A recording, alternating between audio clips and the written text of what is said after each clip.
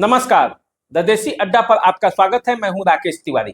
देखिए, कांग्रेस एक बार फिर पप्पू यादव और कन्हैया कुमार को मोहरा बनाकर विधानसभा चुनाव 2025 में बिहार में वापसी करना चाहती है।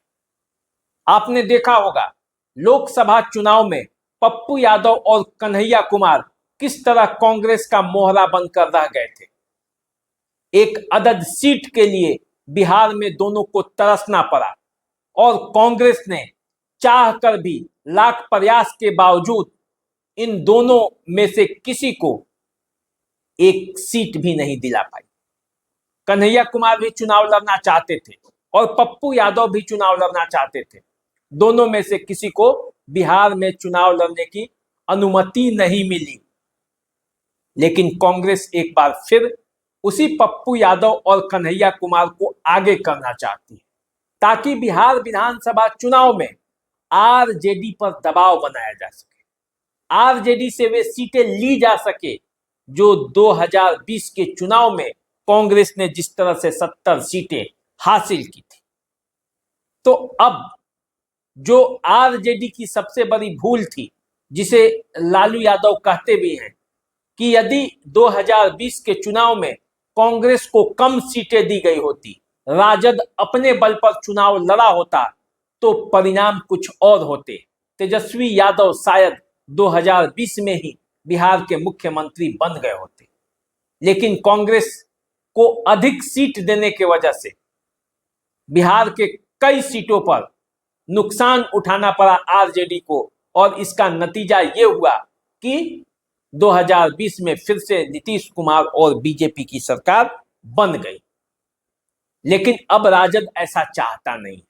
राजद बिहार में ज्यादा से ज्यादा सीटों पर चुनाव लड़ना चाहता है, कांग्रेस को कम से कम सीट देना चाहता है, और इसीलिए कांग्रेस ने अब प्लान सेट किया है और उसके प्लान में पप्पू यादव और कन्हैया कुमार सबसे फिट बैठते हैं। इन्हीं दोनों को आगे कर कांग्रेस बिहार में फिर से वापसी करना चाहती है। आप जानते हैं, पप्पू यादव और कन्हैया कुमार दोनों मुखर नेता हैं, और यदि बिहार की राजनीति में दोनों कांग्रेस का ये सामने फ्रंट बनकर काम करेंगे तो कांग्रेस की चर्चा गांव-गांव तक होगी, क्योंकि इनकी मुखरता लोगों तक पहुंचेगी और ये सीधा सीधा केंद्र के मोदी सरकार पर भी प्रहार करते हैं और नीतीश कुमार पर भी प्रहार करते हैं, बीजेपी पर भी प्रहार करते हैं। तो आज मैं आपको यही बताने वाला हूं कि आखिर कांग्रेस का प्लान क्या है। कांग्रेस क्यों पप्पू यादव और कन्हैया कुमार के रास्ते बिहार में वापसी चाहती है, क्यों इससे वो आरजेडी को भी कंट्रोल कर पाएगी। ये सभी बातें आज आपसे होगी, क्योंकि बिहार की सियासत में अंदर खाने में बहुत कुछ चल रहा है। और यदि कांग्रेस की राजनीति पर आप जाएंगे, बिहार में कांग्रेस की क्या राजनीति है, तो वो भी आपको पप्पू यादव और कन्हैया कुमार के अलावे कुछ दिखता नहीं है। तो देखिए, आखिर पप्पू यादव इतने महत्वपूर्ण क्यों है और कन्हैया कुमार इतने महत्वपूर्ण क्यों है, दोनों बातों को समझना पड़ेगा। देखिए, 2024 के चुनाव में आरजेडी ने पप्पू यादव और कन्हैया कुमार को बिहार की राजनीति में एंट्री से रोक दिया। ऐसे ही नहीं रोका, आरजेडी को इस बात का डर शुरू से है कि यदि पप्पू यादव और कन्हैया कुमार कांग्रेस के मेन फ्रंट बन गए तो फिर आरजेडी को नुकसान उठाना पड़ सकता है। आरजेडी जो इतने निश्चिंत भाव में अपने सहयोगियों को ले चल रही है, वैसा होना संभव नहीं होगा। पप्पू यादव आरजेडी का खेल बिगाड़ सकते हैं, क्योंकि पप्पू यादव के पास वो क्षमता है।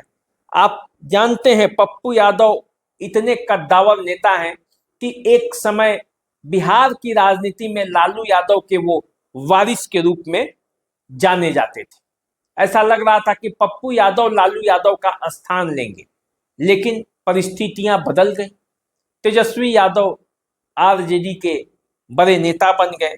तेजस्वी यादव के हाथ में आरजेडी का कमान चला गया, पप्पू यादव किनारे करके फेंक दिए गए।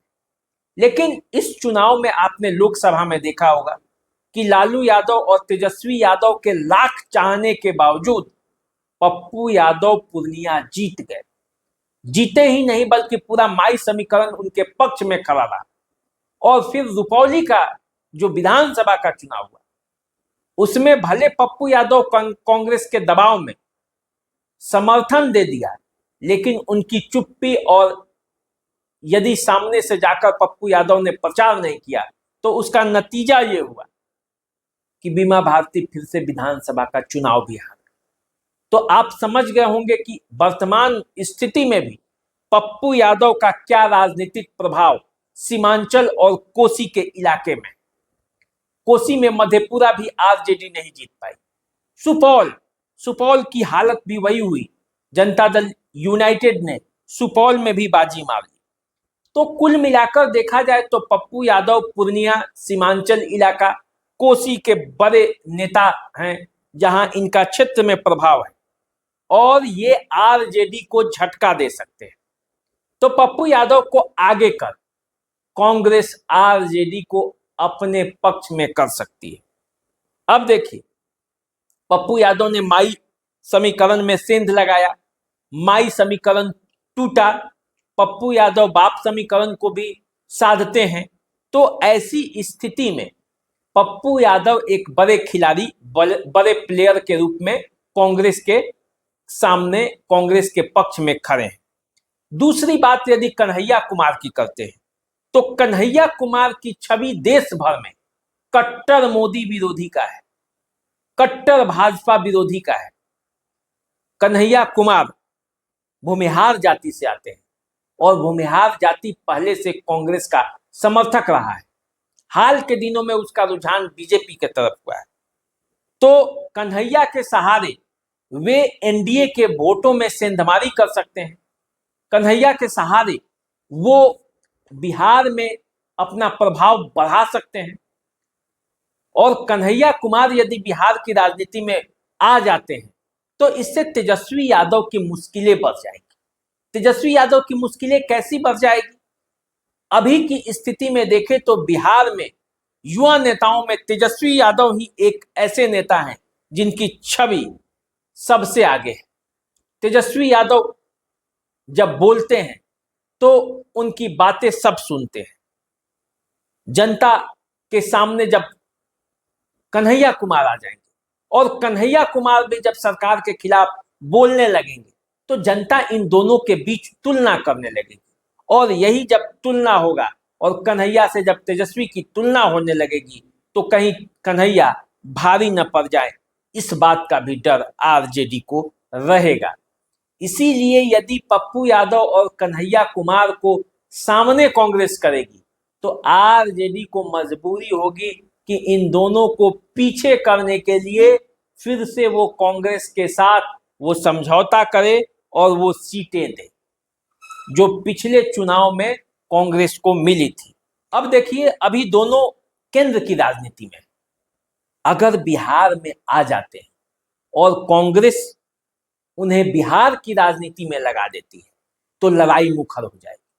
मुखर इस तरह से हो जाएगी कि जहां कन्हैया तेजस्वी को एक मुखर नेता के रूप में लोगों को विकल्प मिल जाएगा, तेजस्वी और कन्हैया में तुलना होने लगेगी, वहीं आरजेडी जो खुद को माई बाप के अलावे A to Z की पार्टी बताती है वो विकल्प कांग्रेस ले लेगा, क्योंकि पप्पू यादव और कन्हैया कुमार जैसे दो कद्दावर नेता उनके साथ मौजूद हैं। देखिए, कांग्रेस बिहार में लीडरशिप का भी विकल्प तलाश रही है, क्योंकि वर्तमान में जो प्रदेश अध्यक्ष हैं अखिलेश प्रसाद सिंह, वो लालू प्रसाद यादव के प्रिय पात्रों में से एक है। ऐसा माना जाता है कि अखिलेश प्रसाद सिंह के राजनीतिक गुरु ही लालू प्रसाद यादव हैं। तो जिस तरह से लालू यादव कहते हैं अखिलेश प्रसाद सिंह उसी तरह से करते हैं। आपने लोकसभा चुनाव में टिकट वितरण में भी आपने इसे देखा होगा, महसूस किया होगा।